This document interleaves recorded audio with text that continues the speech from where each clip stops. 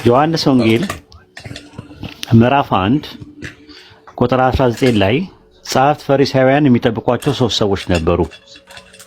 አንደኛው መሲሁ ነው፣ ሁለተኛው ኤልያስ ነው፣ ሶስተኛውና የመጨረሻው ደግሞ ነብዩ ናቸው። ሶስት ናቸው እና መተው ስለምን ታጠምቃለህ ሲሉት እኔ መሲሁ አይደለሁም ክርስቶስ አይደለሁም አለ። እንግዲያውስ ማን ኤልያስ ነህን አሉት። አይደለሁም አለ። እንግዲያውስ ማን ነብዩ ነህን አሉት። አይደለሁም አለ። እንግዲያውስ አንተ መሲሁም ካልሆንክ ኤልያስም ካልሆንክ ነብዩም ካልሆንክ ስለምን ታጠምቃለህ አሉት። አሁን እዚህ ጋር ሶስት ሰዎች ተገልጸዋል። ማን ማን ናቸው የተገለጹት? አክሊልዬ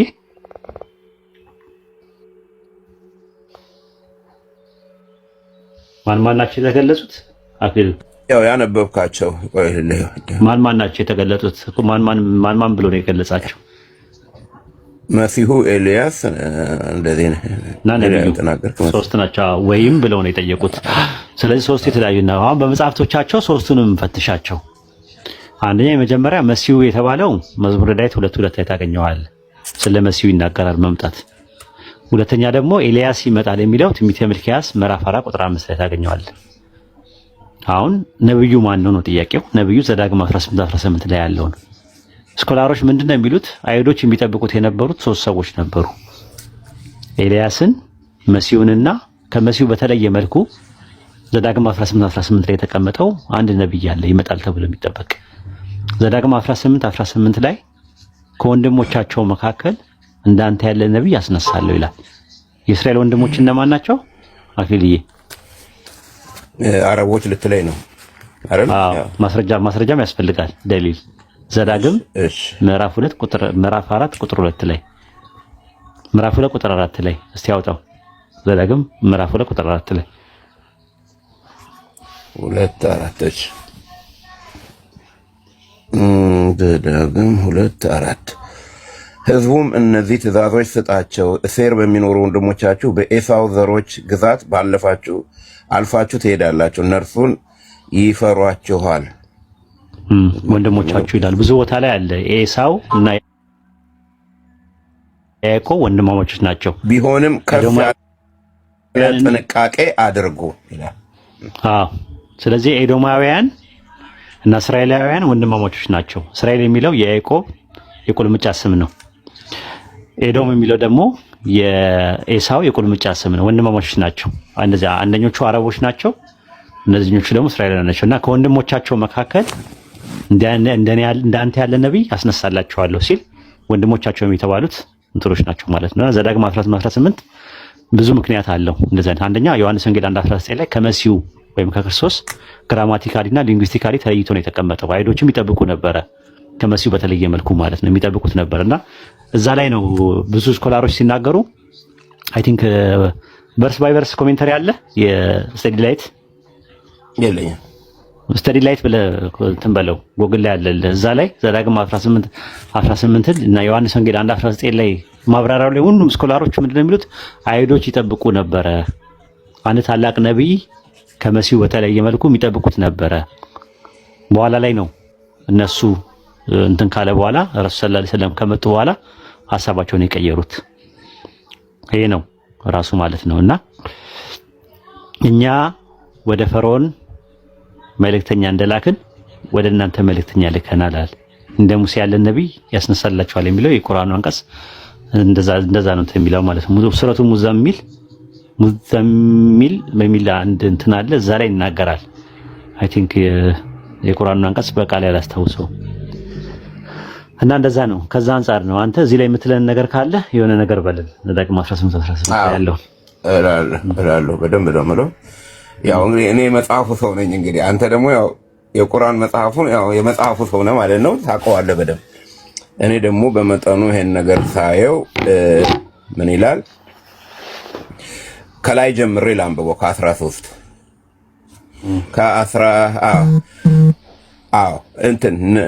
ከ14 ጀምሮ በደንብ አዳምጡኝ።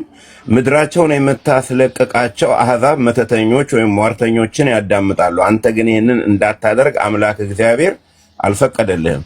አምላክህ እግዚአብሔር ከገዛ ወንድሞች መካከል እንደኔ ያለ ነቢይ ያስነሳልሃል። እርሱን አድምጥ፣ በኮሬብ ጉባኤ በተደረገበት ዕለት እንዳልሞት የአምላኬን የእግዚአብሔርን ድምፅ አልስማ እንዲህ ያለውን አስፈሪ እሳት ደግሜ አሊ ብለህ አምላክን እግዚአብሔርን የጠየቅከው ይህ ነውና፣ እግዚአብሔርም እንዲህ አለኝ፣ የተናገሩት መልካም ነው። በወንድሞቻቸው መካከል እንደ አንተ ያለ ነቢይ አስነሳላቸዋለሁ። ቃሌን ባፉ አደርጋለሁ፣ የማዘውን ሁሉ ነግራቸዋል። ማንም ሰው ነቢዩን በስሜ የሚናገረውን ቃሌን ባይሰማ እኔ ራሴ በተጠያቂነት ይይዘዋለሁ። ነገር ግን እንዲናገር እኔ ያላዘዝኩትን ቃል በድፍረት በስሜ የሚናገር ሆነ በሌሎች አማልክት ስም የሚናገር ነቢይ ይገደል።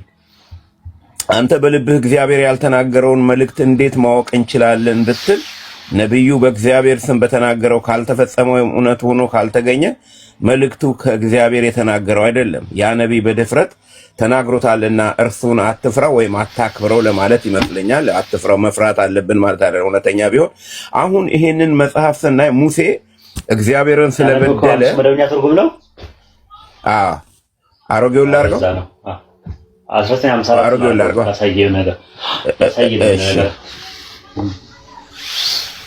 እንግዲህ ያው ከ14 ጀምሬ እንደገና ላምባ በድሮ ትርጉም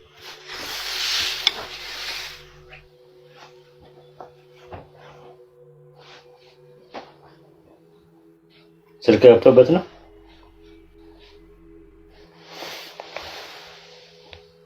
ፓውዝ ነው ኡስታዝ።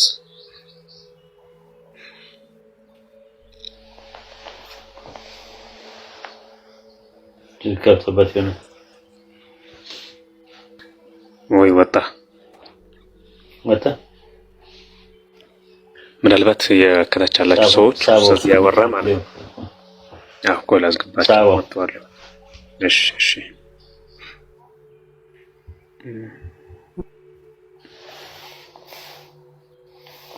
ስልክ መጥቶብኝ ነው። ኦኬ አብሽር ቀጥል። የ1954 ያነበብክልን ነበረ ቁጥር 15 ላይ ገብተሃል። ሚዩት አድርጌ ነው ለካ። አምላክ እግዚአብሔር በኮሬብ ስብሰባ ተደርጎ በነበረበት ቀን እንዳልሞት የአምላኬን የእግዚአብሔርን ድምፅ ደግሞ አልስማ፣ ይቺ ታላቅ እሳት ደግሞ አሊ ብለህ እንደለመንከው ሁሉ አምላክ እግዚአብሔር በአንተ መካከል ከወንድሞችህ እንደኔ ያለ ነቢይ ያስነሳልሃል፣ እርሱን ታደምጣለህ። እግዚአብሔርም አለኝ፣ የተናገሩት ነገር መልካም ነው። ከወንድሞቻቸው መካከል እንደ አንተ ያለ ነቢይ አስነሳላቸዋለሁ። ቃሌን ባፉ አደርጋለሁ፣ ያዘዝኩትን ቃል ሁሉ ይነግራቸዋል። በስሜ የሚናገረውን ቃልን የማይሰማውን ሰው እኔ በቀልለታለሁ። ነገር ግን ይናገር ዘንድ ያላዘዝኩትን በስሜ ድፍረት የሚናገር ወይም በሌላ አማልክት ስም የሚናገር ነቢይ እርሱ ይገደል።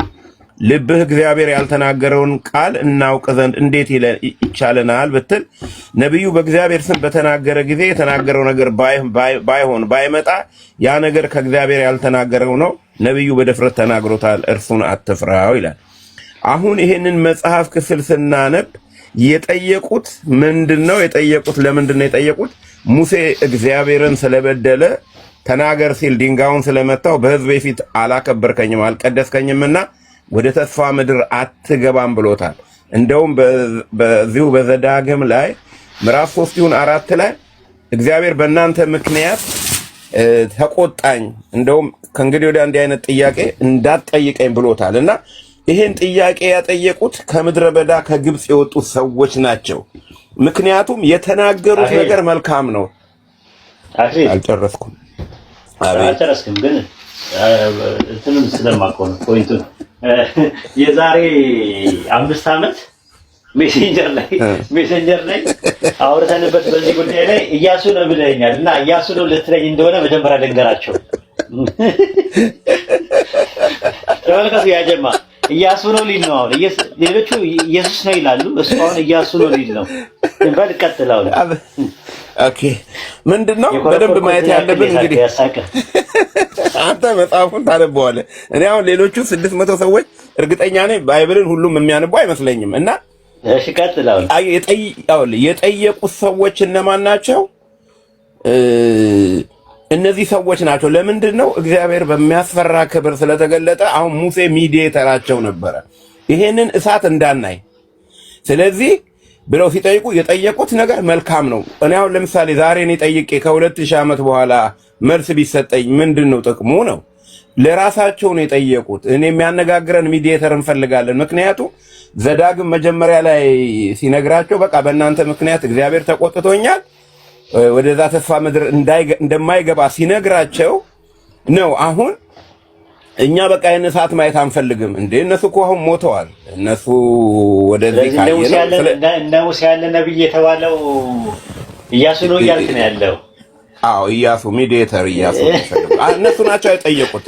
አዎ እንዴ ለምሳሌ አልኩ እኮ ዛሬ እኔ ጥያቄ ጠይቄ ከ2000 ዓመት በኋላ ቢመለስልን ምንድነው ጥቅሙ? አሁን ኢትዮጵያኖች በጀነራሊ እንደው ብንጠይቅ አንድ ጥያቄ ለምንድን ነው ታዲያ ዮሐንስ ወንጌል ምዕራፍ 1 ቁጥር 19 ላይ አንተ ኢያሱ ከነበረ ለምንድን ነው እስራኤላውያኖች አንተ ነብዩ ነህ ብለው የጠየቁት? የመጥምቁ ዮሐንስን የሚመጣ ነብይ ካልነበረ ዘዳግም 18 ላይ ያለው ነብይ የሚጠብቁት ካልነበረ ኦልሬዲ ነብዩ ይመጣል የተባለው እንደ ሙሴ ያለ ነብይ ይመጣል የተባለው ኢያሱ ከነበረ ለምንድን ነው ይጠብቁ የነበሩት? እሱን ንገረኝ።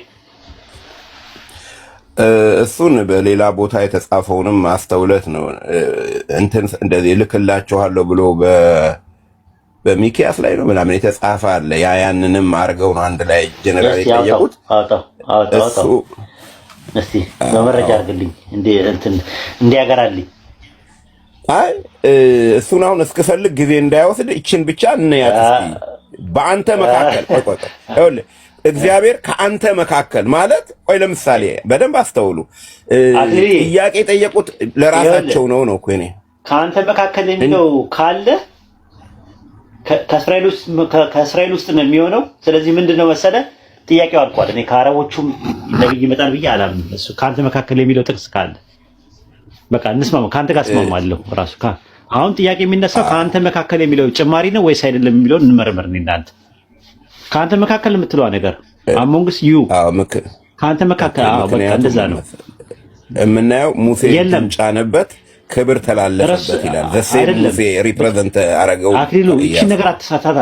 ከአንተ መካከል የምትለዋ ረሱል ሰለላሁ ዐለይሂ ወሰለም ከመጡ በኋላ ማሶሬት በሚባል መጽሐፋቸው ላይ አይሁዶች የጨመሩበት ነገር ነው። በተረፈ የሙት ባህር ጥቅል ላይ የተገኘው ላይ የዕብራይስጥ ግሪክ ሰብትጀንት ላይ ከአንተ መካከል የሚል የለም። እስጢፋኖስ ለአይሁዳውያኖች ሲነግራቸው ዘዳግም 18-16 ላይ ያለውን ሲጠቅስላቸው ከአንተ መካከል የሚለውን አላስገባበትም። ሐዋርያት ሥራ 7:36 ላይ አውጣው፣ 35 እና 36 ላይ አውጣው አንድ ጊዜ። እሺ በጣም የሚገርም ነገር ሐዋርያት ሥራ ምዕራፍ 7 ቁጥር 35 እና 36 ላይ የ1954 አንብበው። ከአንተ መካከል ያለው የሚል ካለ እኔ አሁን ፊሽካ ያነፋ ሁለተኛ ዘዳግም 18ን 16ን ለረሱል ሰለላሁ ዐለይሂ ወሰለም ነው ብዬ አልጠቀምም። ከአንተ መካከል የምትለው ካለች ተወራርጄ ነው የመጣው። ሹምና ፈራጅ እንደሆን ሾመኝ። ከ35 ጀምሬ ነው አደማነብል ሹምና ፈራጅ እንደሆን የሾመህ ማን ነው ብለው ካዱት። ይህን ሙሴን በቁጥቋጦ በታየው በመልአኩ እጅ እግዚአብሔር ሹምና ቤዛ አድርጎ ላከው። ይህ ሰው ግብፅ ምድር በኤርትራ ባህር በምድረ በዳ 40 ዓመት ድንቅና ምልክት እያደረገ አወጣቸው። ይህ ሰው እስራኤል ልጆች ከእግዚአብሔር ከወንድሞቻችሁ እንደኔ ያለ ነቢይ ያስነሳላቸዋል፣ እርሱን ስሙት ያላቸው ሙሴ ነበረ። ይህም በሲና ተራራ ከተናገረው ቆይ እዚች ላይ ያዘው ሙሴ ለእስራኤል ልጆች አለ። ለሁሉም ነው፣ ለእስራኤል ልጆች ነው። ለእስራኤል ልጆች ምን አላቸው ይላል? ለእስራኤል ልጆች ምን አላቸው ይላል? እስራኤል እግዚአብሔር ከወንድሞቻችሁ እንደኔ ያለ ነቢይ ያስነሳላቸዋል፣ እርሱን ስሙት እሱን ስሙት። አዎ ከወንድሞቻችሁ ያላቸው ለማን ነው ያላቸው? ከወንድሞቻችሁ ያላቸው ለማን ነው? ለእስራኤላውያኖች አይደለም። በደምብ ጥቅስ ነው እንግዲህ እንደናንተ አተረጓጎም ነው። እዛው ጥቅሱን አንብብልኝ ነው። ጥቅሱን አንብብልኝ። ለማን ያላቸው ነው የሚለው? እግዚአብሔር ከወንድሞቻችሁ እንደኔ ያለ ነቢይ ያስነሳላቸው ለማን አላቸው? ለማን አላቸው ነው የሚለው እዛ ላይ። ይሄ እኮ ያነበብኩልህ ነው እኮ አንተ 38 ነው የሚቀጥል እዛው ላይ ያለውን እዛው ላይ ነበርኩ። አሁን ያነበብኩ ላይ ለማን አላቸው ነው የሚለው። ሙሴ ለማን አላቸው ነው የሚለው? ለእስራኤል ልጆች ለእስራኤል ልጆች አሁን ለእስራኤል ልጆች ምን አላቸው ይላል? እግዚአብሔር ከወንድሞቻችሁ እንደኔ ያለ ነቢይ ያስነሳላችኋል። አዎ ለእስራኤል ልጆች ወንድሞቻቸው እነማን ናቸው? እንግዲህ እንደናንተ ተረጓጎም ያው እንደ ባይብል አረቦች ነው የሚባለው ነው አይደልና ለእስራኤል ልጆች ወንድሞቻቸው ምንድን ናቸው? እሱም ብቻ እንትን በል ችግር የለው። ያው እንግዲህ እንዳንተ እኮ አተረጓጎም ወይም ደግሞ እንደ እስላም እንደ ባይብል ሄድና እንዳንተ ነው እኮ እኔ ምንም ችግር የለብኝም። ሐሳብን ስለማከብር ያንተን ሐሳብ ልስማ። እንደኔ ወደኋላ ልመለስ። የተናገሩት መልካም ነው ሲል እነዚህ ሰዎች ናቸው። እንዴት መልስ ከብዙ ዓመት ይሆናል እኮ ለእስራኤል ልጆች ናቸው እኮ የነገራቸው። ለእስራኤል ልጆች ናቸው። ለእስራኤል ልጆች ወንድሞቻቸው እነማን ናቸው ነው ጥያቄው። ለእስራኤላውያኖች ወንድሞቻቸው እስራኤል ልጆች ደግሞ በመሐመድ አይምኑማ ማየት ያለብህ እኮ ለእስራኤል ልጆች ከተነገረ መሐመድ ነብይ ሆኖ ተነስቶ ቢሆን አሁን እስራኤላውያኖች በመሐመድ ጋር ምንም ሪሌሽንሺፕ የላቸው። ያመኑ አሉ ነው ያመኑ አሉ። ግን ከአንተ መካከል የሚለው አለ። እስጢፋኖስ ሲናገር ከዘዳግም 18-16 ላይ ሲጠቅስ ከአንተ መካከል የሚል አለ። እንግዲህ እሱ የተናገረው ይህ ሰው ሐሳቡን እኮ እየተናገረ ያለ ከአንተ መካከል ጥቅስ ነው እየጠቀሰ ያለው። ዘዳግም 18-16 ላይ ያለውን ሲጠቅስ ከአንተ መካከል የሚል ጥቅስ ተጠቅሟል። እስጢፋኖስ ያንን ሲጠቅስ አልተጠቀመም። ለምንድን ነው ያልተጠቀመው መሰለህ? የሆነ አሁን ሐሳብ ስናመጣ ኤግዛክት ዘዳግም 18-16 ላይ ከግሪክ ሰብትጀንትና ከማሶሬት ማን ነው የሚቀድመው? ቀድሞ የተጻፈው ማን ነው? እኔ እነሱን መጽሐፍ አላነበብኩም። በእርግጥ የምትላቸው መጽሐፍ ግሪክ ሰብትጀንት ላይ ከአንተ መካከል የሚለው የለም። የሙት ባህር ጥቅል ላይ የሚለውም የለም። የሰማሪያ የሚባለውም እነዛ የሰማሪያውያን የሚባሉ የነሱም ቨርጅን ላይ የለም ራሱ ማለት ነው። ከአንተ መካከል የሚል ነገር ካለ ችግር ነው። አሁንም ብዙዎቻችሁ የተረዳችሁት ከአንተ መካከል የሚለውን ነገር ነው ያለው። የኔን መጽሐፍ ሲተች አንድ ልጅ ብቻ ነው ይሄን ጥያቄ ጠየቀኝ። እንደዛ ከሆነ ኢሜል አድርጉልኝ ብዬ መጽሐፌ ላይ አስቀምጣለሁ ብዙ ጊዜ ማለት ነው። መጽሐፌ መግቢያው ላይ አስተያየት ካላችሁ ሂስ ካላችሁ ወይም ክሪቲክ ካላችሁ እባካችሁ ላኩልኝ። ምክንያቱም እፈልገዋለሁ መጽሐፌ ላይ ያለውን ነገር ሰዎች አንብበው ተረድተው ትክክልም ካልሆነ ትክክል አይደለም የሚሉበት እርማት ሲሰጡ፣ አረም እንደምትመለከተው አረም ካለ ሌላው አያድግም። እርማት ያስፈልጋል አረም። ስለዚህ አረም ማለት ደካማ ጎን ነው። ያን ደካማ ጎንን ሰዎች ካልነገሩ መጽሐፉ ላይ ያለውን ችግር ስተት ብሎ ጠይቆኝ በጣም ቆንጆ ጥያቄ ነው ጠየቀኝ። ይሄ ማለት ነው አሁን ያለው ነገር ማለት ነው። ስለዚህ በተመሳሳይ የምነግርህ ነገር ምንድነው ከአንተ መካከል የሚል ነገር ማሰሬት ላይ እንጂ ማሰሬት ደግሞ የተዘጋጀው በ780 ምናምን አካባቢ ነው፣ በ880 አካባቢ ላይ ምናምን ኦልሞስት ከሁለቱ አንዱ ረሱል ሰለላሁ ዐለይሂ ወሰለም ካለፉ ከብዙ ዓመት በኋላ ነው እንጂ አይሁዶች ይጠብቁ ነበረ። አንተ ኢያሱ ነው ያልከው ልክ አይሁዶች ያሉትን ነው ራሱ ገና። ምክንያቱም የዛሬ 5 ዓመትም ስናወራ ሜሴንጀር ላይ ስናወራ ይሄንን ጥቅስ አምጥተህ ራስህ ስለ ኢያሱ ነው የሚያወራው አልከኝ። እስቲ አሁን ምንድነው የምፈልገው እኔ አንተ ፕሮቴስታንት ነህ አይደል? እንዴት ልዬ እስቲ የፕሮቴስታንት አንድ ኮሜንታሪ ስጠኝ። ይሄ ዘዳግም 18 ላይ ያለው እንደ ሙሴ ያለ ነብይ የተባለው ኢያሱ ነው የሚል ማስረጃ ይኖር ይሆን? ይኸውልህ ጴጥሮስ አዘ ዱዋል ፕሮፌሲ ኢየሱስን ጠቅሷል። ዘ ሜን ፓርት ለኢየሱስ አይደለም እሱም ለኢየሱስ አይደለም የተነገረው።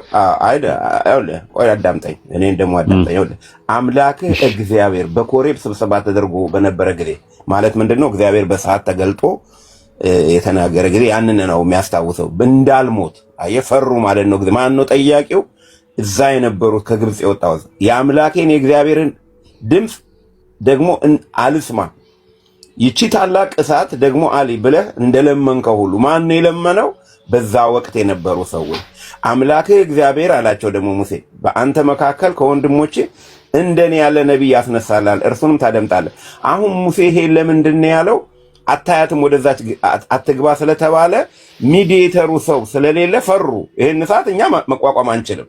ስለዚህ ጥያቄ ጠየቁ። ስለዚህ ለጠየቁት ጥያቄ ለወቅቱ አሁን ለምሳሌ እኛ ኢትዮጵያኖች አንድ ነገር እንደነሱት አንድ ጥያቄ ብንጠይቅና ከ2000 ዓመት በኋላ ቢመለስ ምንድነው ጥቅሙ ነው? እኔ አሁን በእርግጥ የኔም ወንጌላዊ አማኞች ይሄንን ነገር በጥልቀት እንዳላዩ ታውቃለሁ። ኢየሱስ ላይ ነው ሄደው የሚለጥፉት። ግን ፈርስት የተነገረው አዘ ፕሮፌት አዘደዋል ፕሮፌሲ ጴጥሮስ ኢየሱስ ብሏል። ግን ኢያሱም እዚህ ጋር ይመለከተዋል ብዬ ነው። ለምን እጁን ጫነበትና የሱ ጸጋ ተላለፈበት ወደዛ ይዟቸው የሚገባው ሰው ስለነበረ ከወንድሞቻችሁ መካከል እንደኔ ያለ ነበር።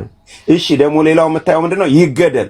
በእስራኤል ሕግ ውስጥ ነው የመገደል ሕግ ያለው እንጂ አሁን መገደል አለው። ለምሳሌ ነብዩ መሐመድ ነው ካለ ይገደላል አንድ ሰው ካልተቀበለ ወይም የሱን መልእክት ካልተቀበለ እንደዛ እንኳን ካለን ይገደል ለእስራኤሎች የተሰጠ ነው። ለምንድን ነው? የእግዚአብሔርን ሙሉ ክብርና የማዳን ኃይሉን ስላዩ ከዛ አምፀው ቢወጡ ኃይለኛ ቅጣት ነበረባቸው። እኛ አሁን ዝም ብለን ነው የምንከተለው። ስለዚህ ነው ምሕረት የበዛልን። እነሱ ኃይሉን አይተውታል። ለዚህ ነው በዛን ጊዜ እግዚአብሔር ታላቅ ቁጣ የሚያመጣባቸው። ለምሳሌ አዳምና ሔዋንን ከገነት ያባረራቸው ከኛ የበለጠ ክብሩን ያው ነበረ። አሁን እነዚህ ሰዎች እሳቱን ነው ማየት የፈሩት። እንዳንሞት ሲሉ አይ ከእናንተ መካከል ያስነሳላቸው የተናገሩት መልካም ነው የሚል ቃል አለ። ደግሞ 17 እግዚአብሔር የተናገሩት ነገር መልካም ነው። ጥያቄያቸው መልካም ነው፣ መልስ አለው ማለት ነው እንጂ ለ2000 ዓመት መልስ ምንድነው ጥቅሙ ነው የኔ እይታ። እስኪ አንተ በግልህ እየው ነገሩን። ሁለት ስህተት አለበት። አንደኛው ስህተት ምንድነው? ለምሳሌ ኦሪት ዘኍልቍ ምዕራፍ 24 ቁጥር 17 ላይ አየዋለሁ፣ አሁን ግን አይደለም፣ እመለከተዋለሁ፣ በቅርብ እመለከተዋለሁ፣ ከያዕቆብ ኮከብ ይወጣል ይላል። ስለማን ነው የሚያወራው? በቅርብ ከያዕቆብ ኮከብ ይወጣል ብሎ በለዓም ሲነግራቸው ለእስራኤሎች ስለማን ነው የሚያወራው? ይሄ ኢየሱስ ነው ዘኍልቍ። ስለዚህ ለምንድን ነው ታዲያ በቅርብ ከያዕቆብ ኮከብ ይወጣል ሲል ለእስራኤሎች ሲነግራቸው 2000 ዓመት እንዴት ሊቆዩ ቻሉ ብለህ መሞገት ይቻላል። እንዳንተ ሎጂካል ካለ ማለት ያዝልኝ። ያ ፊውቸሪቲ ነው፣ ፕሮፌሲ ነው። ይሄኛው የግል ጥያቄ ነው፣ ፕሮፌሲ ነው። አንዴ እሱ ነው። ሁለተኛ ነገር ደግሞ ኦሪት ዘዳግም ምዕራፍ 34 ቁጥር 10 ላይ አንተ ጋር ነው ስልክ እየገባብህ ነው መሰለኝ፣ ተጠብቀህ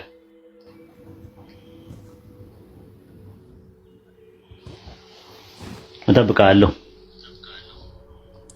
ትንሽ ስልክ መጥቶ አላዳመጥኩም፣ የሆነች አቋረጠኝ። የሆነ ከካናዳ ልጅ ደውሎ ድገምልኝ የሆነ ያልከውን ነገር።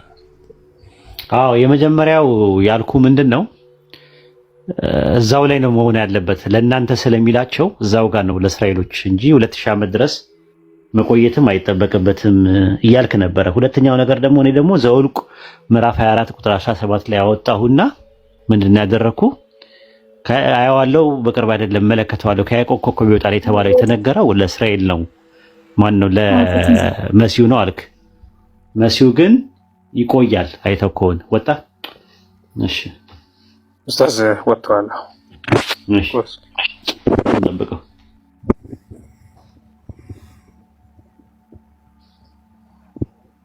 ስልክ ነው የሚያስወጣ። እባክህ እየደወሉ አውራቸው፣ መጀመሪያ አውራቸውና መመለስ ይችላል። እንዳላቋርጥ ብዬ ይጠፋብኛል ብዬ ነው። ተው ቆይ፣ አይ ጽፌለታለሁ። አውራቸውና ችጋ ነው ተረጋግተህ እንድትል ልብ አይ ዊል ኮል ዩ ባክ ብዬዋለሁ። ችግር የለም ጽፌለታለሁ። ተናገር አንተ።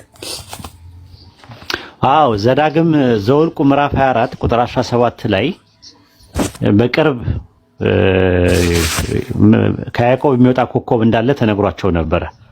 ነገር ግን ወደ 1600 ዓመት ቆይቶ ነው ያ ኮከብ የወጣው። አንደኛ ነገር። ሁለተኛ ነገር ደግሞ ዘዳግም 34:10 ላይ እንደ ሙሴ ያለ ነቢይ ከዛ በኋላ ከሙሴ ሞት በኋላ በእስራኤል ውስጥ አልተነሳም ይላል አይልም? ስንት ላይ?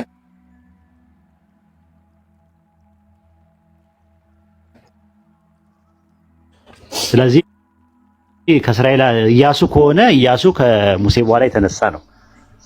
እንደ ሙሴ ያለ ነቢይ ከዚያ በኋላ ከእስራኤል አልተነሳም ካለ ኢያሱ እንደ ሙሴ ያለ ነቢይ ከሆነ ከዚህ ጋር አንተ ከምትለው ነገር ጋር ይጋጫል። አሁን ጥያቄ የምጠይቀው ምንድነው? እንደ ሙሴ ያለ ነቢይ የተባለው ኢያሱ ነው ብሎ ከፕሮቴስታንት ስኮላሮች መካከል የፈታለ ወይ? ከቸርች ፋዘርስ መካከልስ እንደ ሙሴ ያለ ነቢይ የተባለው ኢያሱ ነው ብሎ ያስተማሩ አሉ ወይ?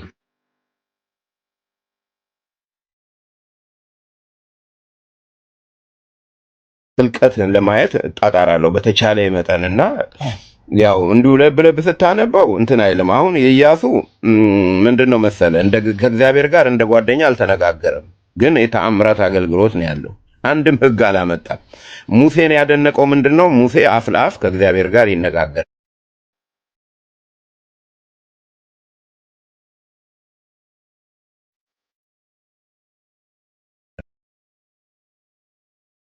የፈለጋችሁትን። ሙሴ ደግሞ ይሄን ህዝብ ከምትሰርዘው ኢያሱ ነብይ ነበር እንዴ?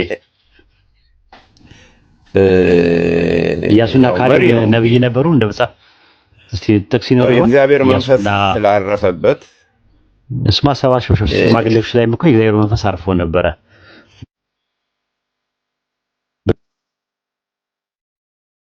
ነገር የለም ግን ኢያሱና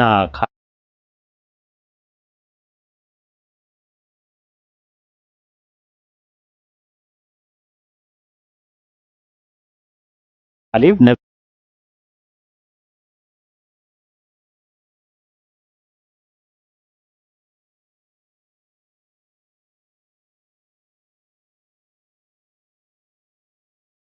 በተለየ አይነት አጠቃቀም ተጠቀመበት እንጂ ኢያሱ ነብይ ነው ብዬ ነው የምለው። አይ ኢያሱ ነብይ ስለመሆኑ ጥቅስ ማስረጃ ይኖር ይሆን ነው አሰምሽን ነው እንዲህ ስላለው ነው የሚል ነው። ኢያሱ ነብይ ነው የሚል ማስረጃ ይኖር ይሆን? የቢብሊካል ኤቪደንስ ከጄኔሲስ እስከ ሬቪሌሽን እንደሱ ካልከኝ አብርሃምን ነብይ አይለውም፣ ግን አንድ ቦታ ግን ለእንትና ትንቢት አልተናገረም። አብርሃም ነብይ ይለዋል፣ ንጉሱ ለእንትኑ ነብይ ግን ነብይ ነውና ሚስቱን መልስ ይለዋል። አይ እኮ ትንቢት አልተናገረም ነው ብሎታል። ግን ነው ትንቢት ስለተናገረ ስላልተናገረ አይደለም ጥያቄው፣ ነብይ ስለመሆኑ ማስረጃ። አሁን ለምሳሌ ኦሪት ዘፍጥረት ምዕራፍ 20 ቁጥር 7 ላይ አብርሃምን አቢሜሌክም ብሎታል። አብርሃምን ስለ አብርሃም ሲናገር ምን አለ? እርሱ ነብይ ነውና ብሎ ነግሮናል። አሁን አንተ የምጠይቅ ጥያቄ ከኦሪት ዘፍጥረት እስከ ራዕየ ዮሐንስ ድረስ ባለው ጥቅስ ውስጥ ኢያሱ ነብይ ነው የሚል ጥቅስ ማስረጃ ይኖር ይሆን? እስቲ የለም፣ ጥቅስ የለም። ግን የዚህ ሰው መንፈስ ላው ላይ እጁን ሲጭንበት ተላልፈ። ስለዚህ ኤክሶጂሲስ ነው እያረካ ያለው። ኤክሶጂሲስ ነው ብለን እንቀበለው ወይስ ኤክሶጂሲስ ነው? ምን ፈትዮት ነው ወይስ ሰግዮት ነው? የትኛውን ነው? ቋንቋውን ይሄንን በእውነት አላውቀውም። ፈትዮት እና ሰግዮት ማለት ምንድነው? መጽሐፉ እንዲናገር ስትፈቅድለትና ከመጽሐፉ ፈልቀቀ ስታወጣ ፈትዮት ይባላል፣ ኤክሶጂሲስ ይባላል። ኤክሶጂሲስ ደግሞ ማለት ደግሞ መጽሐፉ የማይለውን ነገር መጽሐፍ ውስጥ እየከተቱ ማውራት ምን ይባላል? ኤክሶጂሲስ ይባላል። ወይም ደግሞ ፈትዮት ማለት ሳይሆን ሰግዮት መሰግሰግ ማለት ነው። ያ ምን ይባላል? ሆሞሌቲክስ ነው እየተጠቀምከ ያለው፣ ሄርሜኔቲክስ አይደለም እየተጠቀምከ ያለው። ሄርሜኔቲክስ እና ሆሞሌቲክስ ማለት ደግሞ በይዘትም ሆነ በአይነት በመንስኤም ሆነ በውጤት ሁለት የተለያዩ ለየቅል የሆኑ ነገሮች ናቸው። ስለዚህ አሁን ኢያሱ ስለመሆኑ ማስረጃ ከኦሪት ዘፍጥረት እስከ ራዕየ ዮሐንስ ድረስ አንድ። ሁለተኛ ነገር ደግሞ ከተገኘ ደግሞ ከአባቶች ትምህርት እነዚያም ቸርች ፋዘርስ ከሚባሉት ካልሆነ ፕሮቴስታንት ስለሆን አሁን በዘመናዊ ሞደርን ስኮላሮች ካሉ በኮሜንታሪያቸው ላይ ዘዳግም 18 ላይ ያለው ነብይ ኢያሱ ነው ብለው ያስቀመጡበት ማስረጃ ካልሆነ ግን ዝም ብሎ ነው የጨበጣ እንትን ነው። ወደፊት አሁን ሰዎች ሲጠይቁኝ ኢያሱ ነው ብዬ እምልና ከየት አመጣው ሲባል አንድ አክሊሉ የሚባል ፓልቶክ ላይ ማቀው ነበረ። አሁን ደግሞ እዚህ ቲክቶክ ላይ መጣ እሱ ነው የነገረኝ እና ማስረጃ መሆን ይችላል። አዎ እንዴ ለምን እንዴ አክሊሉ የሚባለው እኮ ትልቅ ሰው ነው አምነዋለሁ። ምናልባትም ነብይም ሊሆን ይችላል ራሱ። ስለዚህ ከዚህ በኋላ እንደዛ ነው መረጃ። እሺ የአንድ ነገር ልንገርህ ምንድነው መሰለ፣ አሁን ማንኛውም የእምነት ክፍል የሚወደውን በልቡ ያለውን ነገር አሁን ለምሳሌ በኦርቶዶክሶች እምነት ማርያምን በጣም ስለሚያደንቋት ሁሉ ነገር አይተህ እንደሆነ ሲያነቡ ማርያም ላይ ወድቃሉ። የእስልምናም ተከታዮች መሐመድን በጣም ስለሚወዱት የተጻፈው ሁሉ ናቹራሊ፣ ለምሳሌ አንድ ሰው ፍቅር ቢይዘው የሆነ ከአንድ ሴት ጋር የሆነ ብቻ ስለዚህ ነገር የሚጠቅስ ነገር ካለ ስለዛ የተናገረ ይመስለዋል። ይሄ ናቹራል ነው የሰው ባህሪ። ለምን ወላ ምንም አላለም እኮ አንተ ነህ ያልከው። አንተ ባይሆን አንተ ኢያሱን ስለምትወደው ኢያሱን የልጅ ስም ኢያሱ ነው እንዴ? አንተን እንደዛ ያረካለው አሳቀኝ እኮ። ቆይ ልንገርህ፣ የልጅ ስም ኢያሱ ነው እንዴ? ወይስ ያባት ስም ወይ ስም ራሱ ኢያሱ ብለህ ልትሞት ነው። ሳሌ ላይ ያለውና ጢሞቴዎስ ላይ ያለውን አይገርምም? ለምን መጠጥ ነፃ መሆን ስለማይፈልግ ያን ጥቅስ ነው የሚጠቅስልኝ። ይሄ የሰው ባህሪ ነው። የሆነ ብቻ ምክንያታዊ ለምንወደው ነገር ሁሉ ነገር ሊመስለን ይችላል ነው። መሐመድን ነው እንደዛ ስለሆነ አይደለም፣ ነብዩ መሐመድን እንደዛ ስለሆነ አላህ በቁርአን ስለሚያከብሩት ስለምን ረሱል ሰለላሁ እንድንወዳቸውና እንድናከብራቸው የሚያደርገው አላህ ስለወደዳቸውና ስላከበራቸው ነው። የተለየ ኦንቶሎጂካሊ ሰው ናቸው እሳቸው። የተለየ ደረጃ አንሰጣቸውም። መልአክ አይደሉም፣ አምላክ አይደሉም። እሳቸው እንወዳቸዋለን፣ እናከብራቸዋለን። ይሄ ይታያል። ስጋና ደሜ እኔ የቆምኩበት ስጋና ደሜ ከስጋና ከደሜ ከአብራኬ ከወጡት ከልጆቼ ይበልጣሉ። እሳቸው በመውደድ ማለት ነው። ይሄ ዲን ነው፣ ለቀጣይ ዓለም የሚያስፈልገው ነገር ነው፣ ምነግር ነገር ማለት ነው። ቁርአንና ሐዲስ ላይ ስላለ ቁርአን ላይ አምላካችን አላህ ነግሮናል፣ በተውራትና በእንጂል ተነግሮ የሚገኝ ብሏል።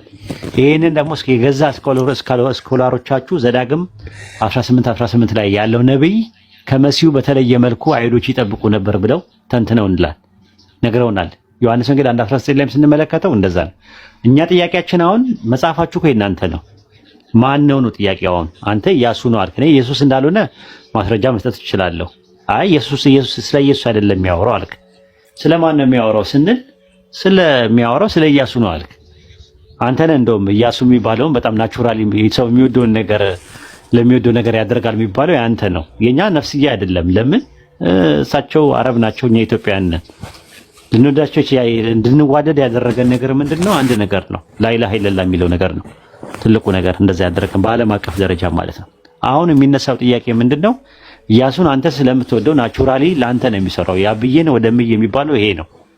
ባይሆን አንዳንድ ጊዜ ስትጠነቀቅ ስታወራ ማለት ነው። እኔ ውስጠ ወይራ ንግግር ምንም አይገባኝም በራሱና መረጫጨት እንዳንጀምር ማለት ነው በዚህ በምሽት እና ለማንኛውም ቀጥል። አንተ ብሪሊየንት አይምሮ አለ፣ እርግጠኛ ነኝ።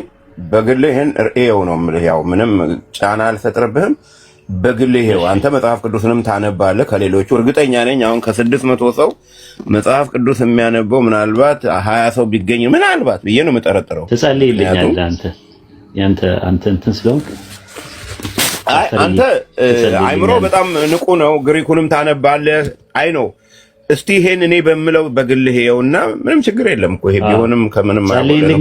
ያው ኢያሱ እንደሆነ ይገለጥልኝ ይሆናል አንድ ቀን እናንተ ማለት ነው። የጠየቁት አየው ምን መሰለ እንደ ቃሉ ካየ ነው የጠየቁት ነገር መልካም ነው።